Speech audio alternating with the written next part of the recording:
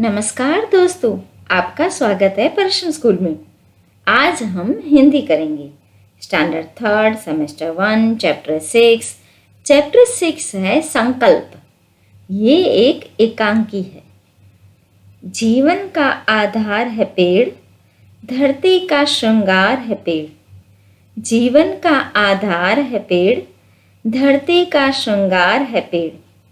ये चैप्टर पेड़ के बारे में है। चलो फिर पहले इसके हार्ड वर्ड्स देख लेते हैं।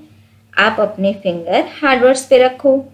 फर्स्ट वाला है प्रणाम, दीर्घायु, आशीर्वाद, स्त्रियां, निम्बोरी, कीटनाशक, रक्षक, आश्रय, स्वार्थ, अंधाधुंध, पर्यावरण, प्रदूषित, स्वच्छ, वैज्ञानिक, आंदोलन, संचार, संकल्प, वातावरण। ये थे इसके हार्ड वर्ड्स। अभी ये हार्ड वर्ड्स आपको 3 टाइम रीड करने हैं और इसको लिखना भी है। अच्छे से देख देख के अच्छे से लिखना है। चलो फिर अभी ये हम चैप्टर स्टार्ट करते हैं। एकांकी मिस की ये जो एक नाटक के रूप में जो पेश किया जाता है, तो इसी तरीके का ये चैप्टर है। उसमें पात्र है वृक्ष का, पक्षी का, पशु का, बच्चे। वृक्ष में कौन कौन से वृक्ष हैं? बरगद, नीम, पीपल, अमरूद। पक्षी कौन सा है? कोयल। पशु कौन सा है? बंदर।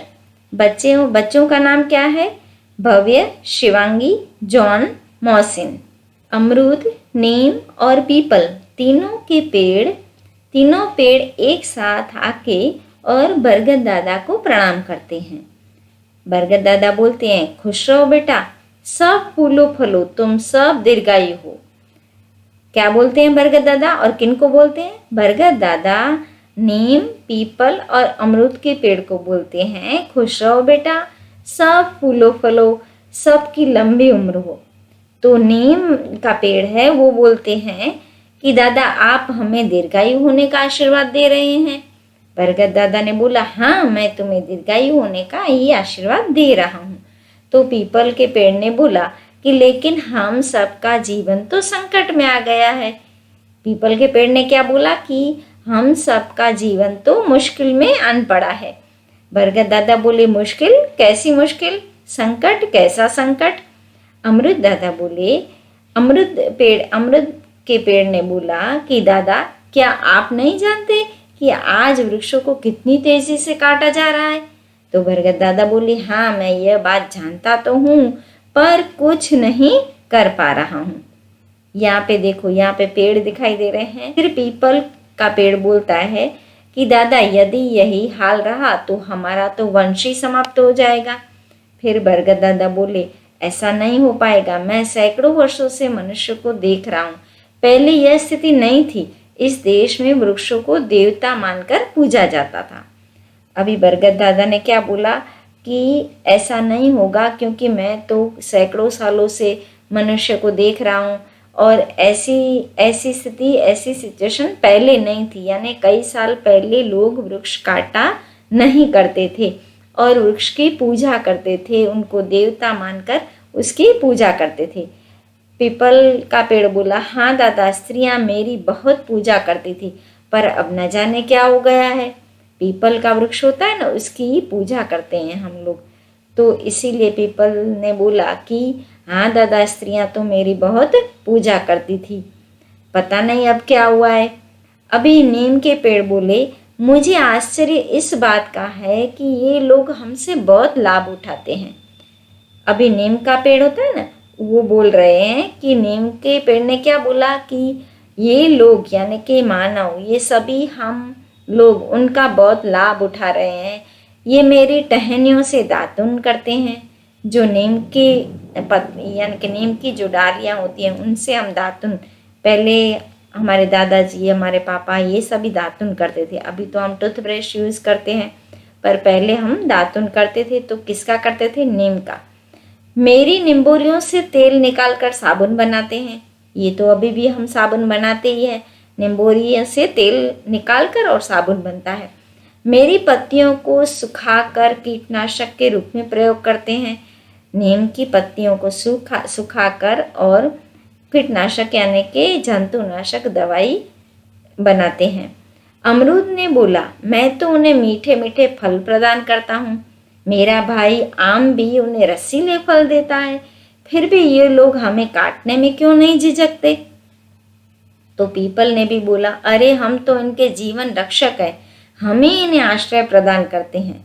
तो बरगद दादा ने बोला, तुम सभी की बातों में तुम्हारी चिंता झलकती है, हमें कोई समाधान खोजना चाहिए।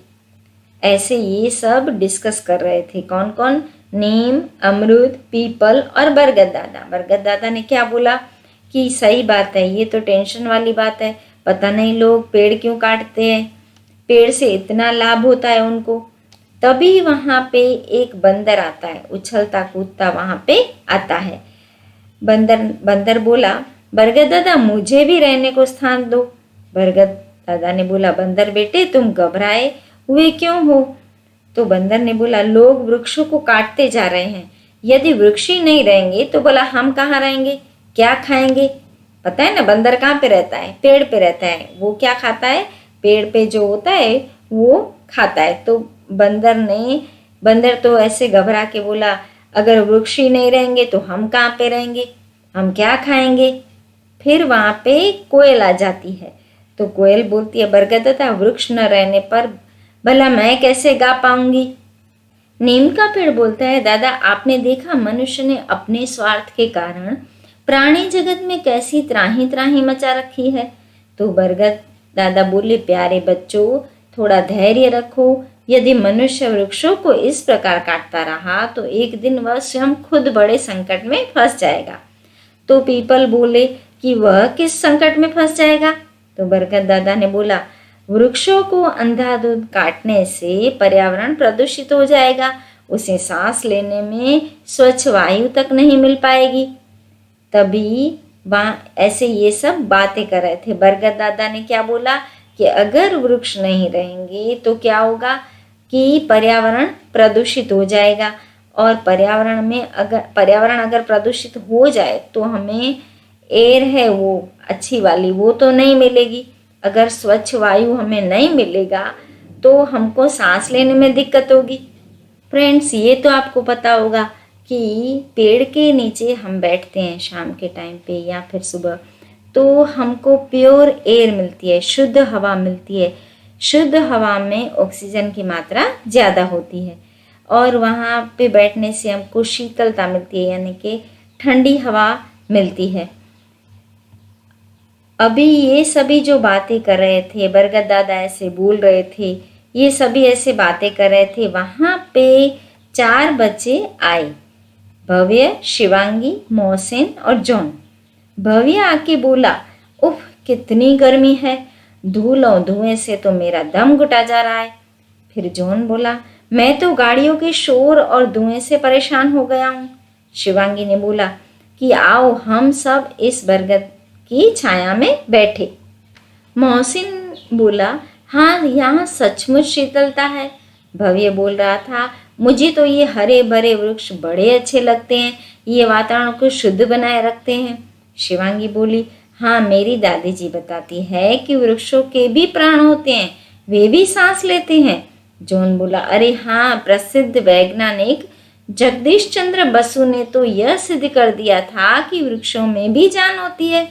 मोहसिन बोला, फिर कुछ लोग वृक्षों को क्यों काटते होंगे, कटते समय वृक्षों को भी दुख होता होगा ना।